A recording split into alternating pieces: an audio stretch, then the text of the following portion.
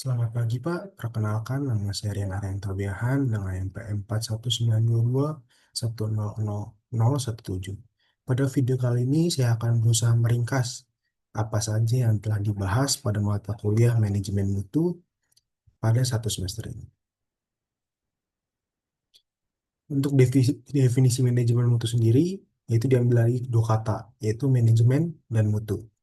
Manajemen adalah menggunakan sumber daya secara efektif untuk mencapai tujuan. Sedangkan mutu ukuran baik buruk suatu benda, derajat, atau taraf. Jadi, manajemen mutu adalah proses pengelolaan mutu agar hasil proyek sesuai standar, memenuhi regulasi, spesifikasi teknis, dan kepuasan pelanggan. Untuk prinsip manajemen mutu sendiri, itu ada banyak. Berikut akan saya jelaskan beberapa prinsip manajemen mutu. Yang pertama yaitu fokus pada pelanggan. Pelanggan secara umum diartikan orang yang membeli atau menggunakan dan sebagainya, barang atau jasa. Secara tetap, loyalnya pelanggan akan dipengaruhi oleh mutu suatu produk. Yang kedua ada kepemimpinan. Kepemimpinan diartikan sebagai kemampuan mempengaruhi secara pribadi dengan menggunakan komunikasi untuk mencapai tujuan tertentu. Pentingnya kepemimpinan adalah pemimpin adalah penggerak dan pengendali terpenting dalam suatu organisasi. Keberhasilan suatu organisasi dimulai dari kecakapan pemimpin dalam memaksimalkan potensi sumber daya yang dimilikinya. Membangun visi yang jelas tentang masa depan organisasi, menentukan sasaran organisasi sesuai dengan kompetensi SDM dalam tugas dan fungsinya masing-masing. Lalu yang ketiga ada keterlibatan personil. Prinsip keterlibatan ini mendasari pada asumsi bahwa proses terjadi dari mengubah input menjadi output, yang merupakan kegiatan yang saling terkait dan berinteraksi antara satu kegiatan dengan kegiatan yang lain. Sehingga jika ada banyak orang yang tidak memiliki kepedulian terhadap mutu, maka upaya untuk menghasilkan produk yang bermutu juga tidak mungkin dapat terwujud. Yang keempat, ada pendekatan proses. Prinsip pendekatan proses dalam manajemen mutu merupakan manajemen yang menggunakan landasan IPO atau input, proses, output. Jadi tidak hanya memastikan pada proses, tapi juga memastikan pada komponen input ataupun output.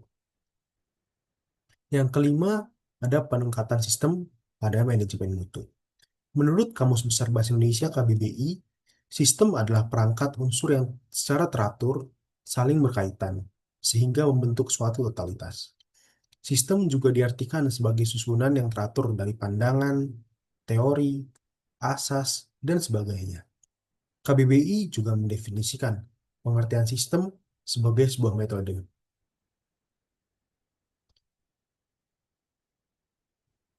Pendekatan sistem pada manajemen mutu didefinisikan sebagai identifikasi pemahaman dan pengelolaan sistem dari proses yang saling terkait untuk pencapaian dan peningkatan sasaran perusahaan atau organisasi dengan efektif dan efisien dalam mencapai tujuan-tujuannya. Lalu yang keenam, ada perbaikan berkesinambungan manajemen mutu. Perbaikan berkesinambungan dari kinerja keseluruhan organisasi harus menjadi tujuan tetap organisasi, bahwa organisasi tidak boleh puas terhadap hasil yang telah dicapai, yaitu setiap saat, setiap waktu harus memposisikan kinerja untuk lebih baik dan lebih baik lagi. Harus selalu ada peningkatan kinerja dari setiap periodenya, per bulan atau tahun ke tahun. Lalu yang ketujuh, pendekatan faktual.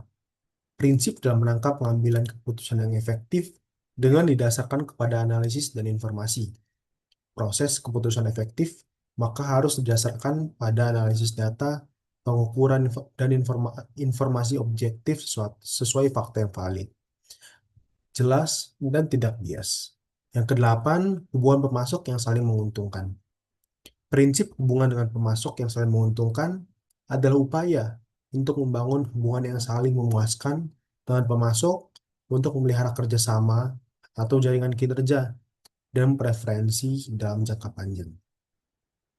Manfaat penerapan hubungan dengan pemasok yang saling menguntungkan adalah meningkatkan kemampuan untuk menciptakan nilai bagi kedua pihak, meningkatkan fleksibilitas dan kecepatan bersama untuk menanggapi perubahan pasar atau kebutuhan dan harapan pelanggan, lalu mengoptimalkan biaya dan penggunaan sumber-sumber daya. Lalu ada dokumen pengendalian mutu. Adapun dokumen yang diperlukan untuk mengendalikan mutu adalah sebagai berikut, yaitu spesifikasi teknis, gambar kerja, rencana mutu kontrak, instruksi teknis dan administrasi, serta uji lapangan dan laporan pengujian. RMPK, Rencana Mutu Pekerjaan Konstruksi. Dokumen RMPK disusun setelah SMPK diterima, termasuk rencana inspeksi, pengujian, dan pengendalian pemasok. Dibahas dalam rapat persiapan pelaksanaan. Untuk material konstruksi inovatif memiliki contoh yaitu beton self-healing, bambu, beton ringan, dan beton transparan.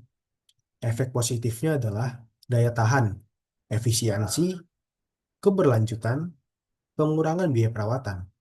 Lalu untuk tantangannya sendiri, ada biaya, regulasi, dan keterampilan.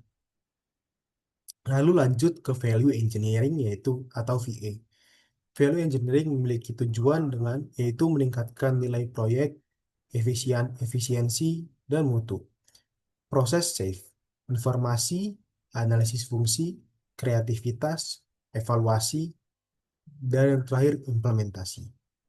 VA bukan hanya sekedar penghematan biaya, tapi mencari solusi terbaik dengan tetap menjaga mutu.